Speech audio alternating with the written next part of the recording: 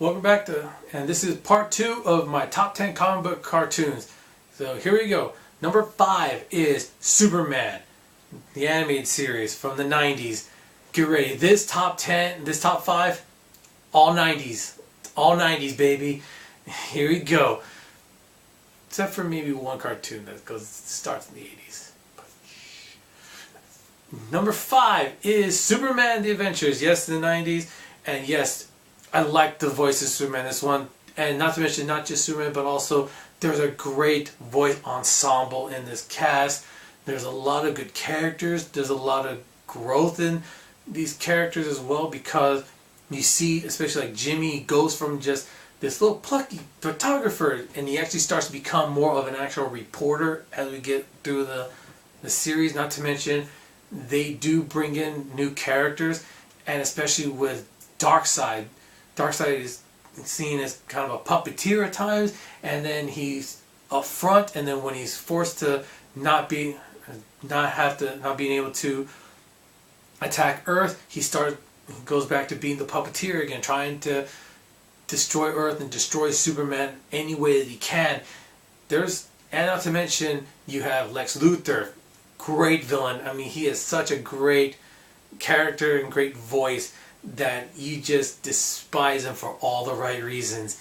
And I like this cartoon quite a bit. I used to watch it all the time when I was a teenager, and so yeah, so much good stuff. Lois Lane's kind of interesting in this one. I don't know whether or not I think she's a good or bad character in this one, in the sense that she's kind of like basically every iteration of Lois, where she keeps on getting captured and Superman has to save her. And they do play on it, like she says, I'm kind of used to it, but at the same time it's like, yeah, you're used to it, but you really should try and not get captured. But I enjoyed the cartoon quite a bit. Not to mention I liked how they brought in Supergirl in this series too. Not, like I said, different characters, people growing. Not to mention nobody is just stationary. They do have a continuation, and we're not just, oh, what happens to them? Stuff happened and now they're here. No, you actually find out a lot of them, like, this is where they were, this is how they got here, and this is where they are now. So I did like that. Number 4 on my list is Batman, the animated series. Take a moment here to wait for the hateful comments and go. Okay, yes. I know people are going to say, that's the best animated cartoon ever. It's the best comic cartoon ever. How dare you not put it as number 1? What, are you out of your mind? Maybe I am a little crazy, but I do like Batman the animated series. But there are a couple things that keep me from putting it number 1. First of all, the nostalgia glasses are on. Remember? Nostalgia glasses are on. Not to mention, I started watching Batman the Animated Series kind of late. I didn't watch it until probably the 3rd season. I didn't watch the first 2 seasons of Batman the Animated Series. I didn't watch it until right around the time of Superman, actually, if I remember correctly. Yeah, I didn't watch it. I still started watching Superman Adventures. And so I wasn't like on board from the beginning. I had heard of Mask of the Phantasm, and I did watch the TV movie with Mr. Freeze, and yes, there are some great voices in this series, but mainly from 2 characters, Batman and the Joker. You always think of Kevin Conroy and Mark Hamill, but some of the other characters, their voices are not that good, especially the henchman or any random person. Maybe it has to do with the art style, and it's a really like 1920s-esque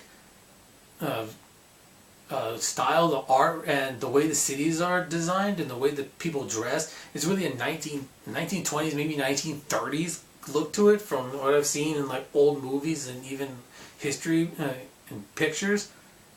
But yeah, I don't know why. It's just that kind of bothers me, the way that everybody else talks. Like, it's such a shock because so many other people, they talk like timelessly. You can see them, that same sort of speech in the 90s to now or in the past, but the way that the other people speak is very much just like you got it from the 1930s, or even at the latest the 50s.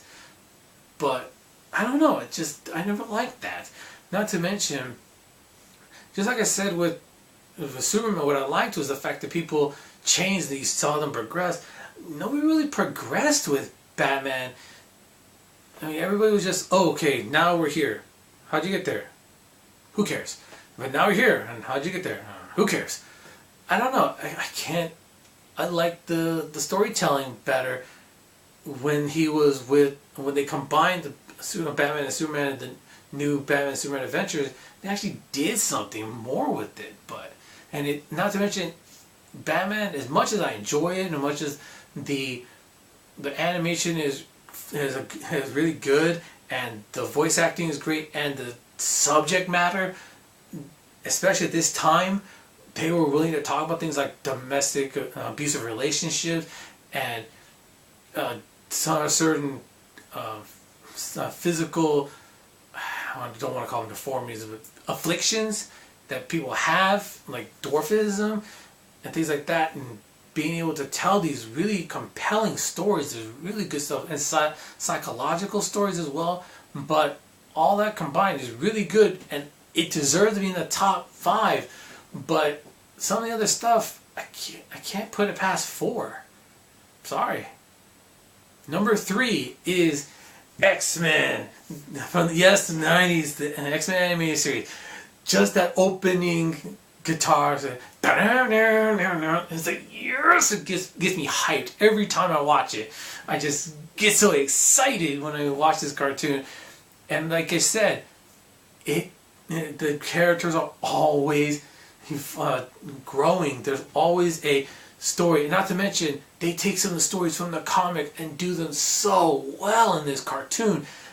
The voice actors are so great, and I'm always a sucker for Gambit.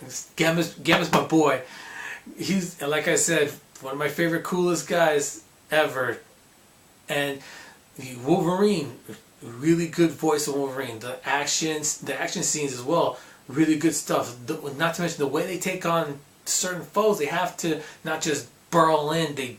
There's a lot of strategy. It's like when they face the Juggernaut. That whole thing is cool.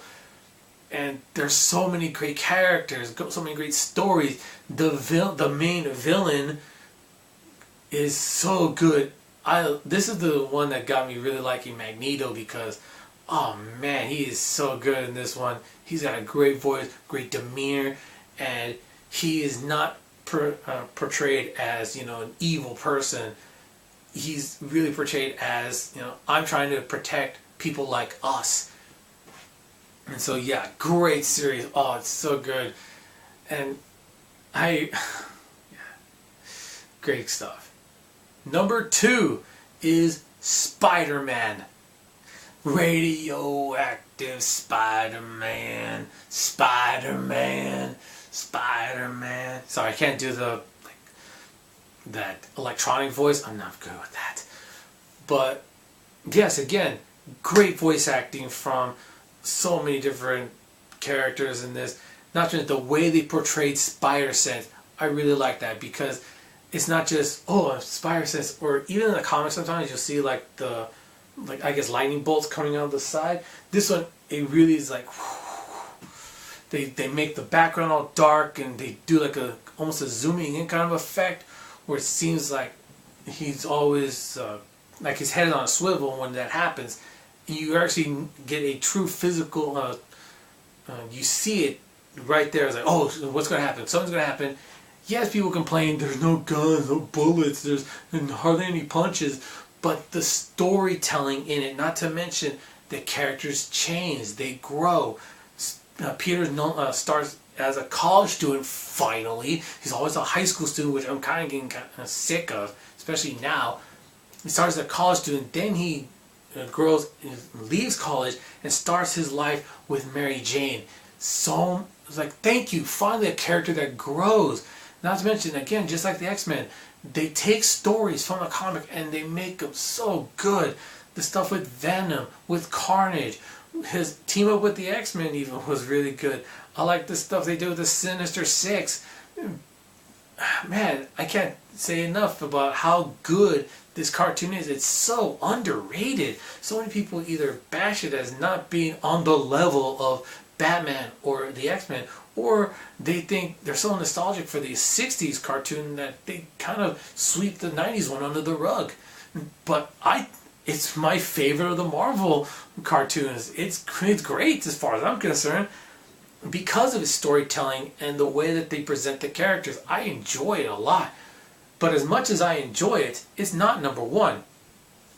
That one, it has to be, again, stick with nostalgia goggles, that has to be none other than Teenage Mutant Ninja Turtles, Teenage Mutant Ninja Turtles, Teenage Mutant Ninja Turtles, Heroes in a Half Shell. Yeah, you did it too, didn't you? I know you did. You did it. If you grew up with this one, you did it. Yes, it started in 1987, but it really had its popularity at 1990 up until I think 93, 94 is when the tapering off of its popularity really started. But this, man, talk about an iconic cartoon. It was so much fun. There was so much humor, so much action, so much camaraderie between the turtles, and not to mention, this was the first. This and Spaceballs were the things that I associate with breaking the fourth wall, and turning to the camera and speaking to the audience, things like that. This is my opinion, is a great fourth wall breaking. And man, the characters are cool. James Avery, may he rest in peace, as the Shredder. So great. He is hilarious. Him and Krang. Oh, they're a great villain and comedy duo. Rocksteady and Bebop are just so useless that they're kind of endearing. And Splinter is such a great mentor to them as well. Not to mention April. There's a reason I put her as the coolest woman in fiction, because I really like the way that she was always there up front. Even if she got captured a lot, she was still trying to get the story, trying to help the turtles the best as she could. And so it kind of makes sense that she would get captured, not just as a hostage. But yeah, so much great stuff. Man, I really enjoyed this cartoon so much as a kid. I don't know if I want to watch it now, only because if my nostalgia goggles get broken, the nostalgia glasses are broken, or they get burned, or if I go in there without them, I don't know if I can like it now, because it is such a product of its time, and it's my generation's Teenage Mutant Ninja Turtles. Ugh, sorry. And so, yeah, and not to mention what's great about this cartoon is that it keeps on changing through the years. There was one when I was a kid, there was one in the early 2000s, there was one just recently, and I think there's going to be one coming up soon in the future. So, yeah, Turtles are basically going to be never ending, and I like it. So what do you think? What's your favorite cartoon based on a comic book? Let me know down in the comments, and stay tuned for my next top 10. Until then, take care, bye.